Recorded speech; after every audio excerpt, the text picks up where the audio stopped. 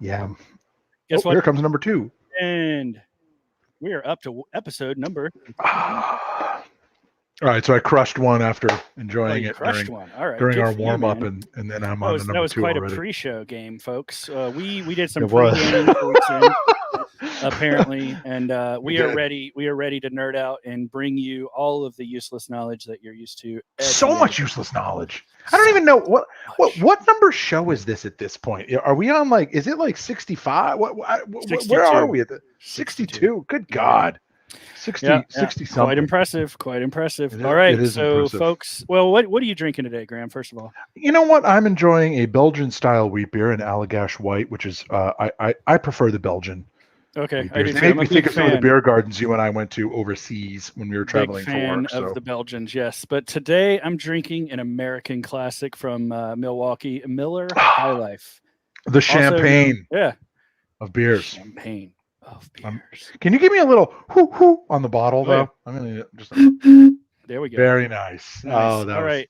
That was great. Now the weekend can start. You know what? We're going to go in reverse order today, Graeme. I thought we would change it up. And usually we talk about gadgets and stuff and do our unboxings at the end of the show. I think we're going to kick it off with something special. And we have a very special unboxing today.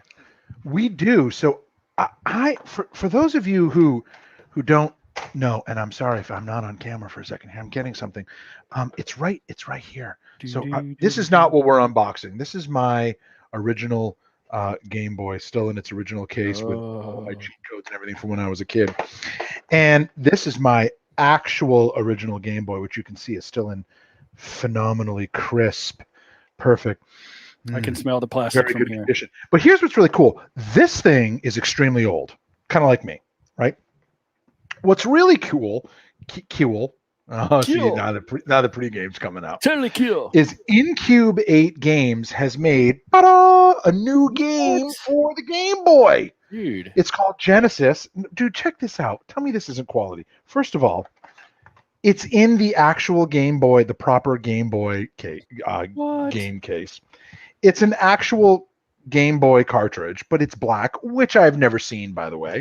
I've got tons of them. Black, baby. It also comes with, are you ready for this? I wasn't prepared for this. Well, I was prepared for this manual, which is super cute.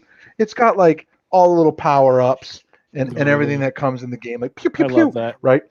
But bonus, are you ready for this? I'm ready. By the way, people, I'm not high. I have something in my eye.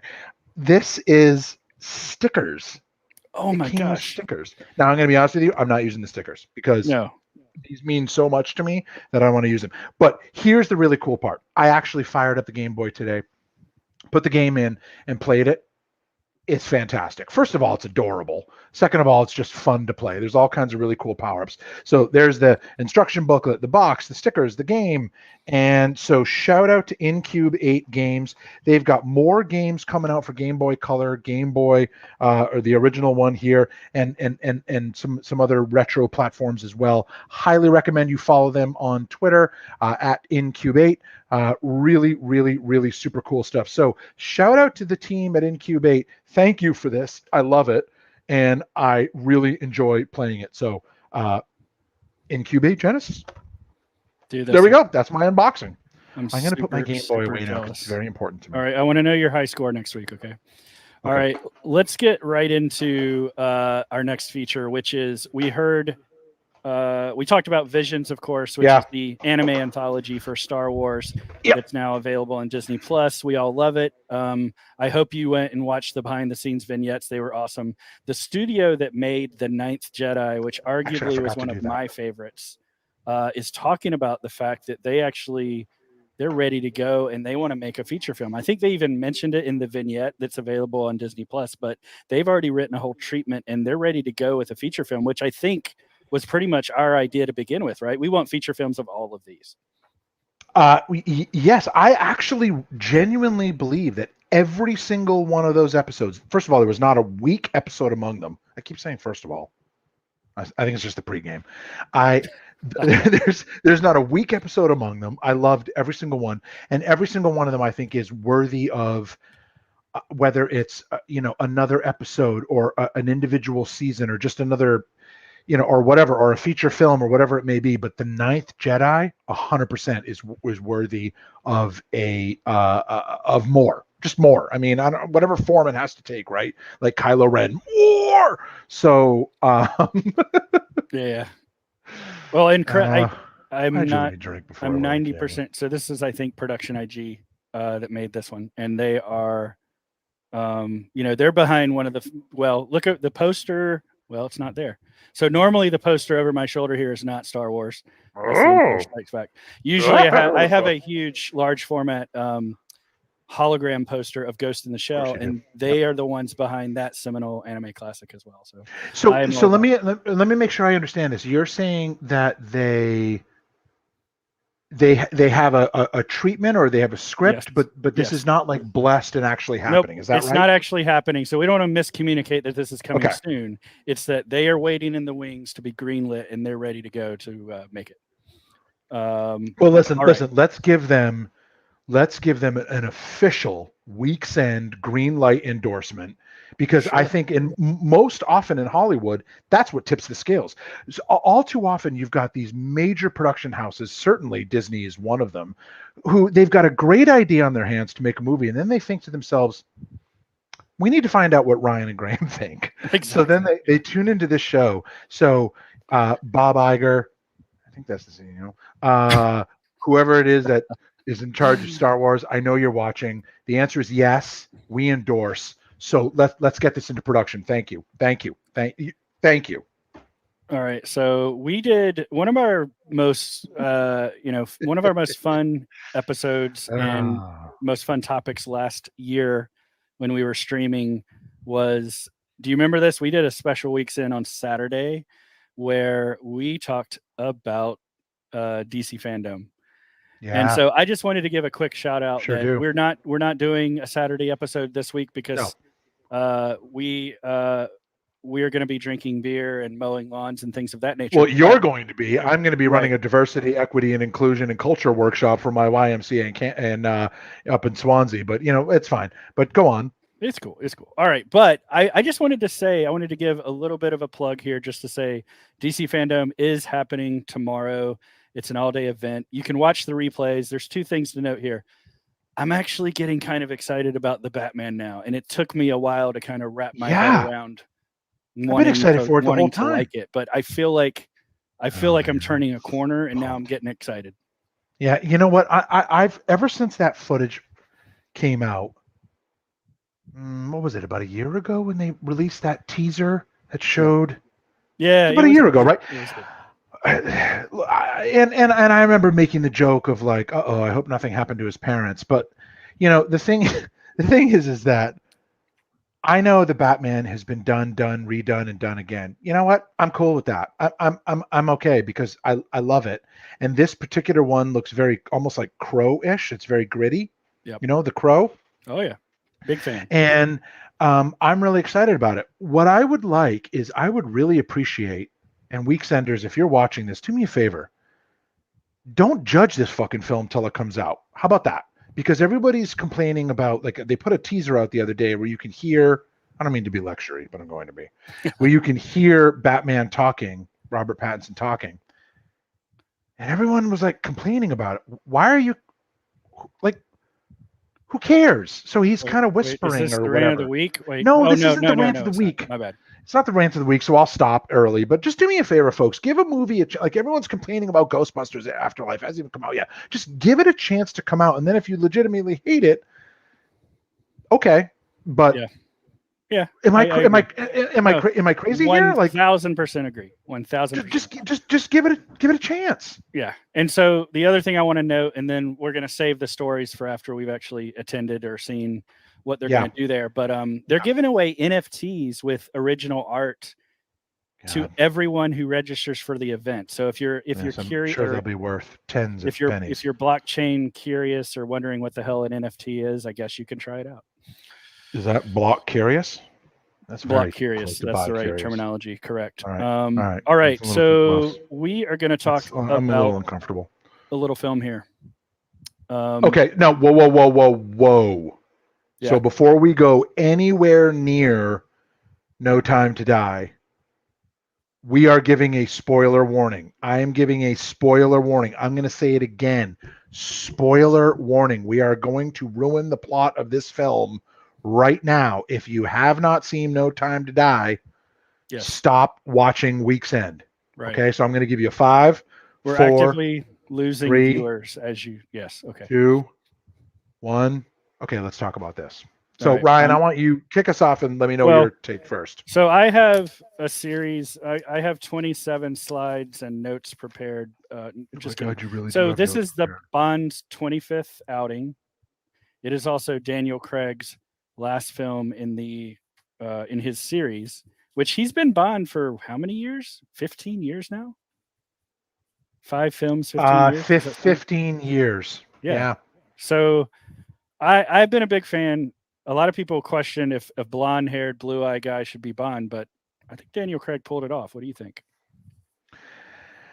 Hold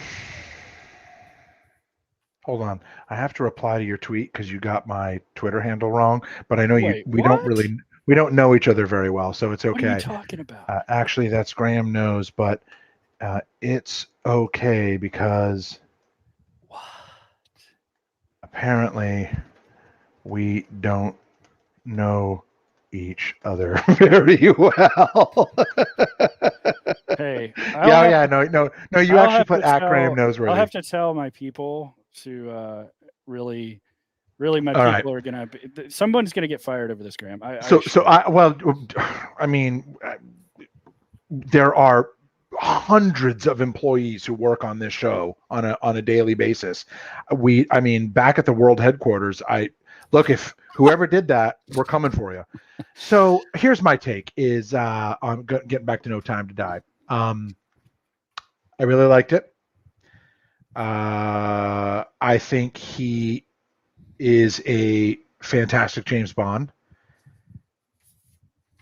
I think that there were some really powerful characters in there beyond him. Yeah. Which is important. Some very strong female characters. I thought 007 was awesome. Yep. Anna de Armas, or I forget her name. She was Paloma. Okay. I like the part where she was where they were like only 3 weeks training. Right. Paloma. Yeah. I thought the cars, the DB5 and the not the Vanquish, but the 2 Aston Martins, were just so incredible. I just love those cars so much. Both of them. The one of obviously Gatling guns, baby. Yeah, the one from Goldfinger and the one from Living Daylights was just so great to see them again. But I got to tell you, dude, I was unexpectedly emotional at the loss of James Bond. Yes, I was. I've had this character has been something that I have enjoyed my entire life. Yep. I was very young when I started watching James Bond films, and I loved them from the get-go. And this is a character that's sort of been a sort of like, I know that sounds cheesy, but has been like, think about it. Like, I'm 46 years old. I'd have to really think about when was there ever a year where there wasn't a point where I either watched a new or rewatched old James Bond films. Like, it's one of those things, like if I'm scrolling through TV and there's nothing on, and like Thunderball or Dr. No or, Goldfinger or Living Daylights or, or even one of actually arguably my favorite James Bond, On Her Majesty's Secret Service with George Lazenby. I love George Lazenby. He was an awesome Bond. That's not canon, is it? On Her Majesty's Secret Service? Of course it is. Are you kidding me? I'm going to tag him in this. All right, I'm going to make him attack you for that. Don't get George on. By the way, he's on Twitter and he's serious. I've got a personal story to tell. Here's my point, and then I'm going to wrap up, and then I'm going to shut up and let you talk. What do I really love about James Bond movies? I love the stories. I love the action. I love the cars. I love the romance of it. I love the sets. I love all the gadgets. I love Q. I love M. I'm okay with James Bond being gone now. I'm okay if now that goes on and we see 002 or 003 or 006 or somebody else becomes 007, or if it's a woman or a whatever or whoever. Like, I don't care. Just give me those components: action, cars, gadgets. Give me those core components, And I'm cool. Like, I hope they don't just come, or, my guess is what's going to happen is in a couple of years, they're going to have another movie come out, and they're just simply going to overcome this issue by saying, we're not just making you 007, we're asking you to assume the identity. Because that was always the theory, right? That this was not a story of one man. This was the story of when you become 007, you become James Bond. You assume that identity. That's sort of been like the rumor, right? But so I'm curious to see. Promise you, I'm going to stop here in a second. I'm curious to see if that's where they take this, or do we just move on to somebody else? Because there's no way that franchise is just dead. Your take, Ryan? No, my take is the same as yours. They're moving on to someone else. And I'll tell you why. Because Daniel Craig's run, I think, was arguably the most sort of human arc, right? It was one arc, first of all, a complete arc. You mean going back to Casino Royale, all the way back to going back to Casino Royale? The arc wasn't just connected that the big bad was Blofeld, and it wasn't just connected that it was going from like movie to movie with the progression of him, being James Bond or becoming James Bond, but there was the personal stories of like him falling in love, him having what I guess could have become his wife.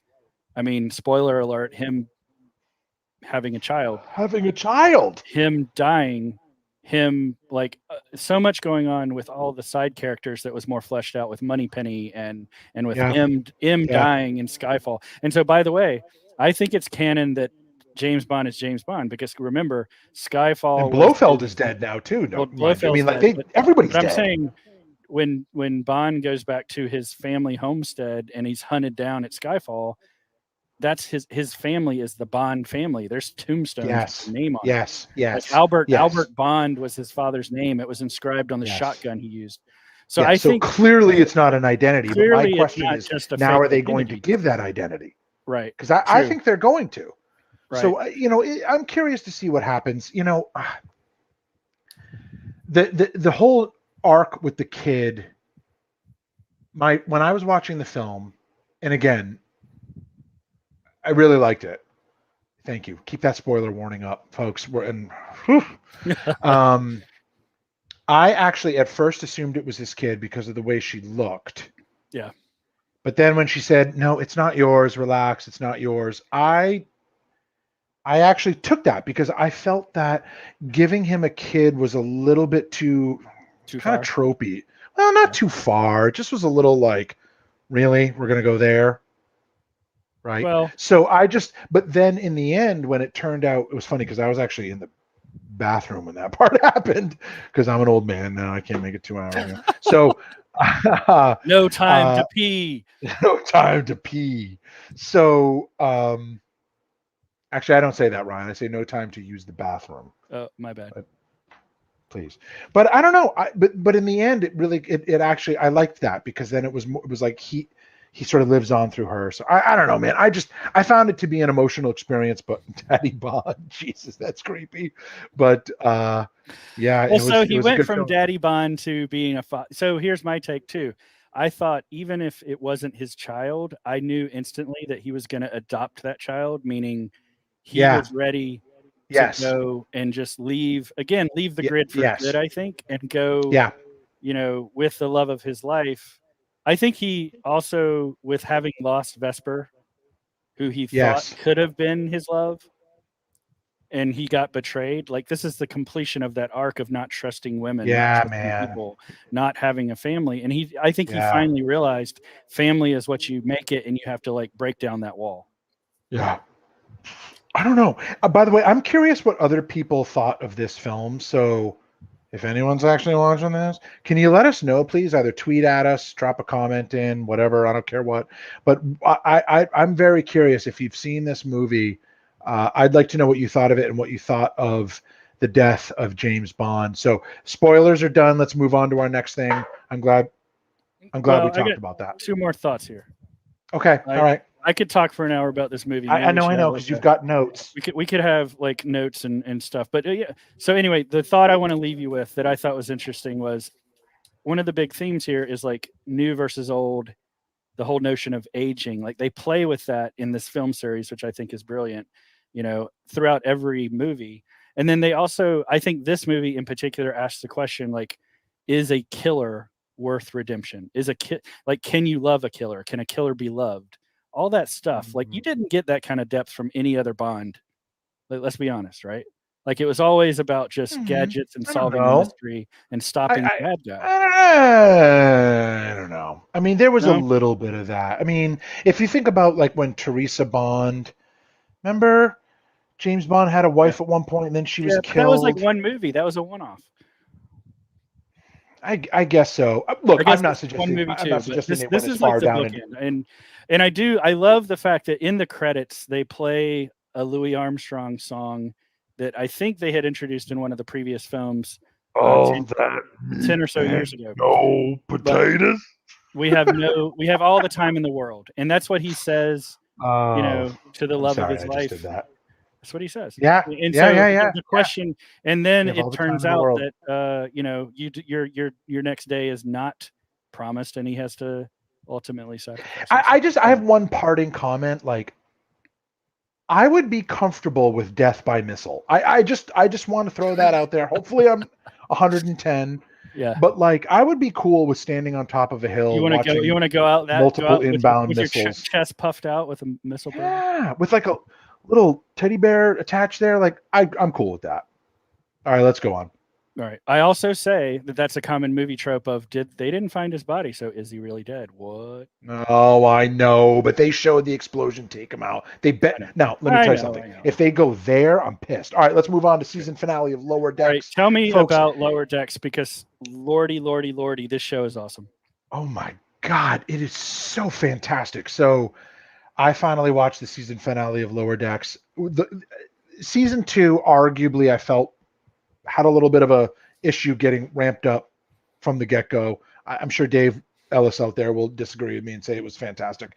And he's not wrong. I'm just a little jaded. Season 1 was so amazing.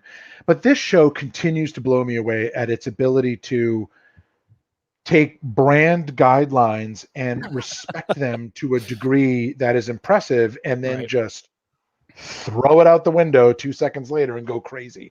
And I actually really respect that. I mean, I know it's sort of the Rick and Morty of Star Trek. A lot of people describe it like that, and they're not wrong. The season finale was wonderful. I love the fact that it ended on a bit of a cliffhanger. I thought it was super cool. I mean, Cerritos strong, right? I thought it was really cool how they showed the Cerritos without all of its hull plating on, sort of saving the day.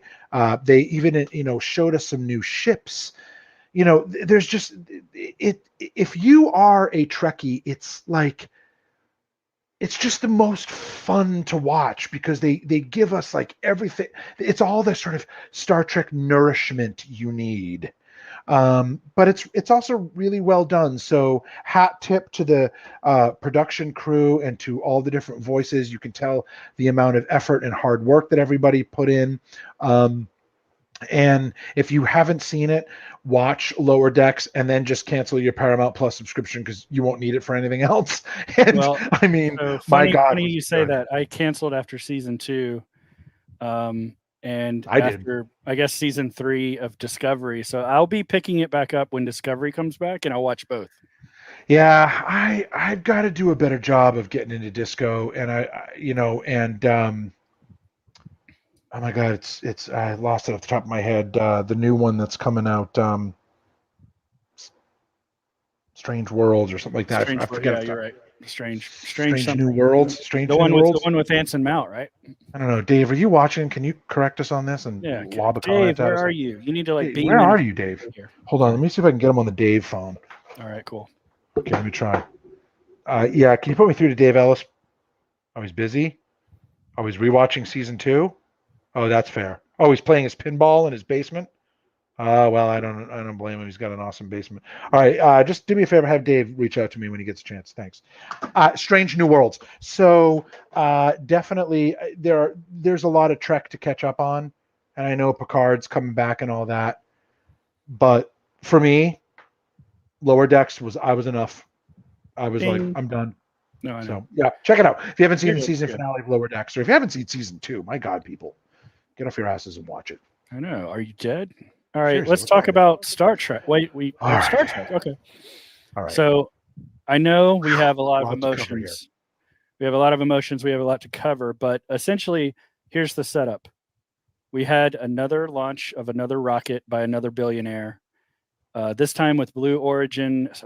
This is the new Shepard rocket series. Yep. Apparently, Jeff Bezos decided he was important enough to go to space first, but now he decided to give old Jimmy Schatz a chance. So, do you mean Billy Schatz? Because his name Billy definitely Schatz, isn't Jimmy. bad. Not Jimmy. But I was crossing. I was crossing. Who's that? Yes. Is that Dave Ellis? Just started ringing all of a sudden. I'm not quite sure why. I thought that was a Star Trek communicator. My bad. I was kind of hoping it was Dave.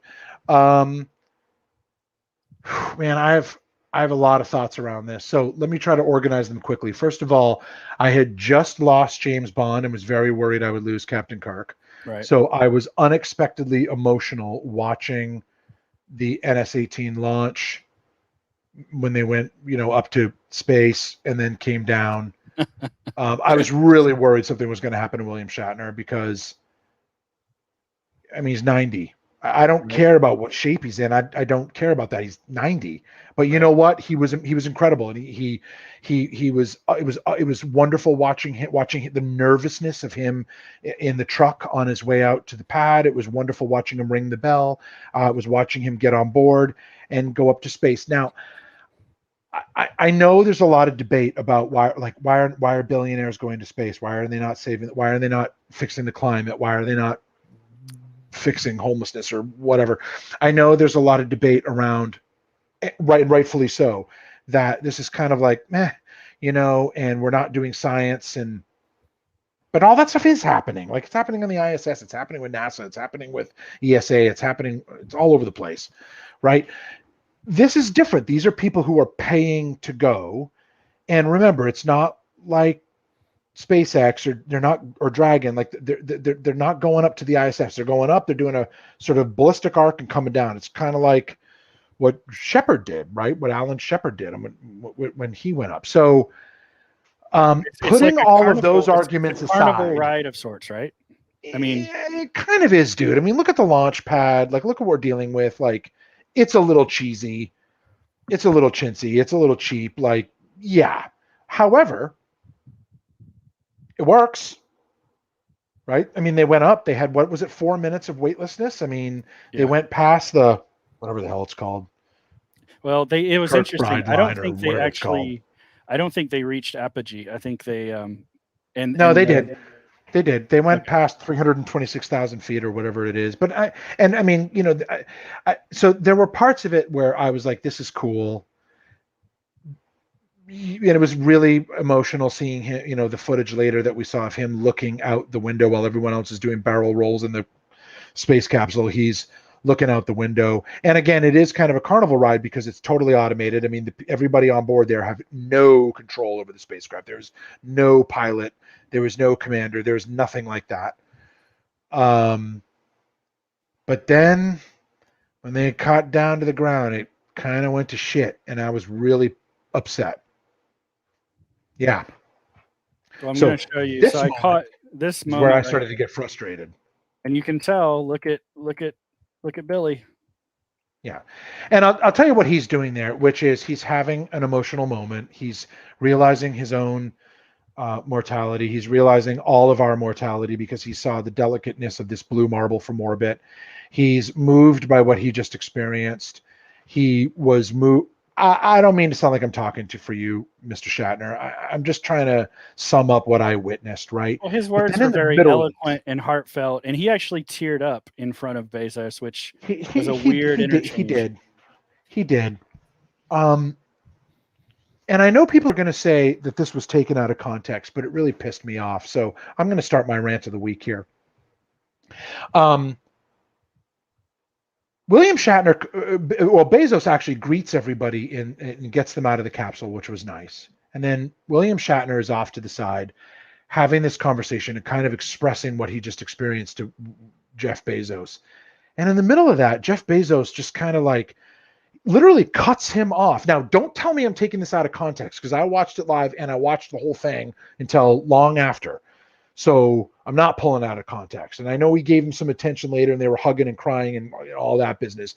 But in the middle of William Shatner trying to have this moment, Jeff Bezos reaches over and is like, hey, give me one of those champagne bottles, and then just starts spraying these cheering girls with champagne. I don't care what you think. That was super inappropriate. It was rude.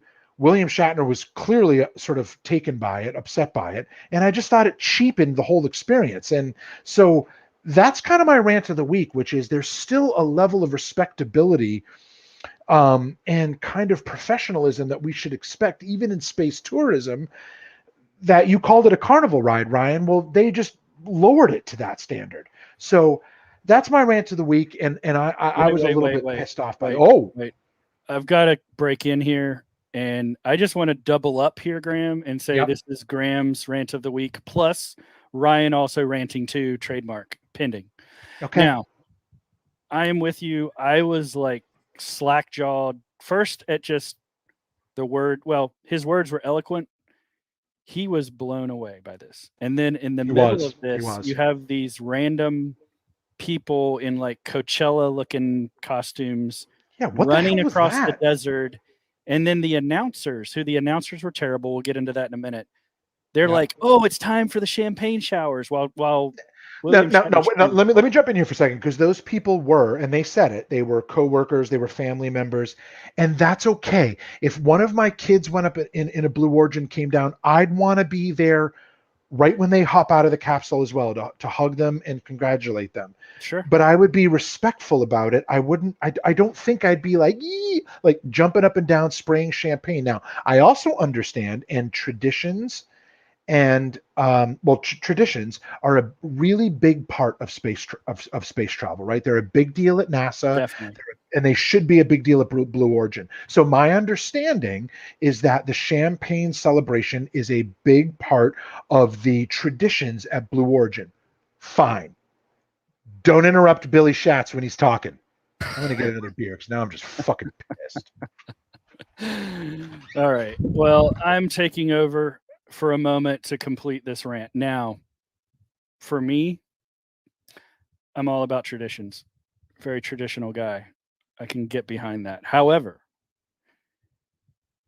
I just think that when you have Captain Kirk trying to describe what it's like to go from the thin blue line into total blackness, and he's talking about the line between life and death, and he was just clearly so moved that he said he hopes he never loses this feeling to this situation. It just seemed so bizarre to me. So bizarre. So that's all I got to say about that. Well, I'm with you on that, and I think you're right about that. So I don't know, man. I guess I felt much better. I was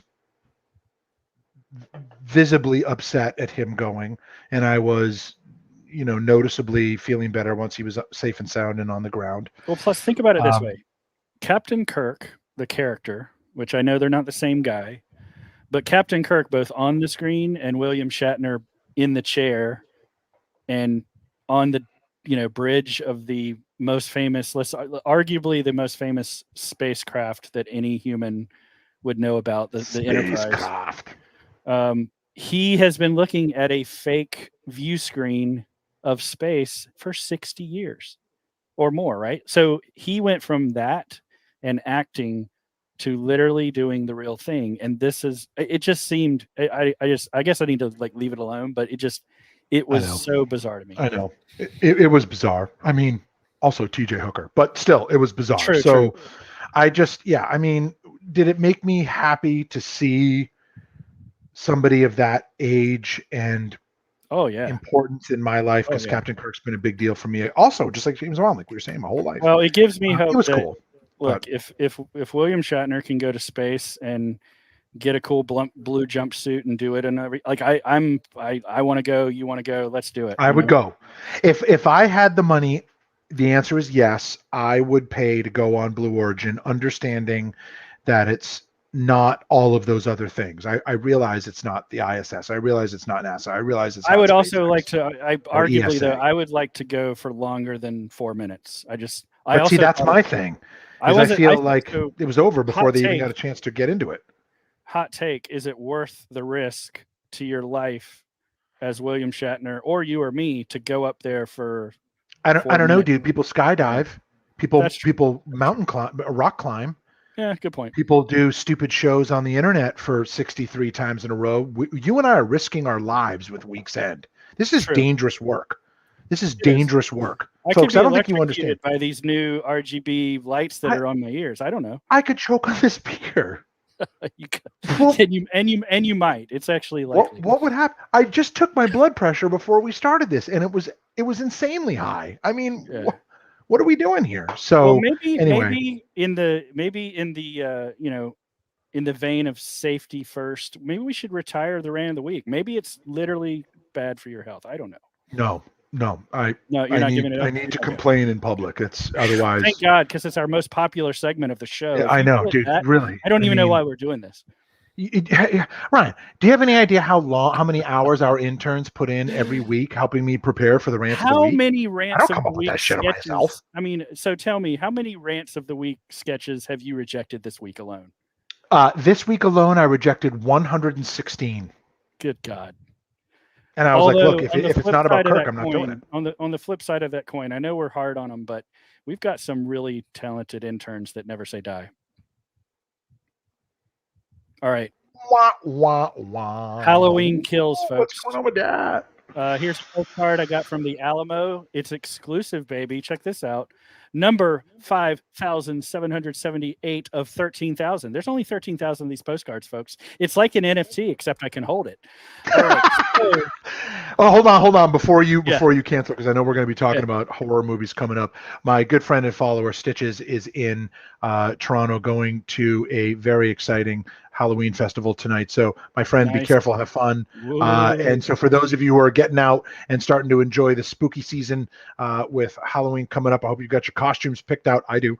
I hope you are looking for, by the way, that reminds me, next week I get to tell you, I think I found my lightsaber. What? And no help from the Weeksenders, by the way. Come on. I found it on the you gotta tell me site, about it. Amazon. Tell me what your source is. I will.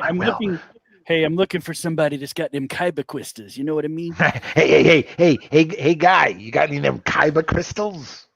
All right. Hey, we folks. should not drink and go on the air. We should not. This is okay. Or we should drink more. I'm not sure which.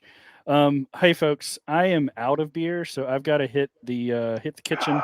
This has been Weeks In. It is your leading source of useless knowledge. Yes. This has been my co-host at Graeme Nose. Love you, buddy. At Graeme Nose, not at Graeme Noseworthy, and I am at the RAB. We'll see you next Friday for another useless knowledge packed episode. Thanks, folks.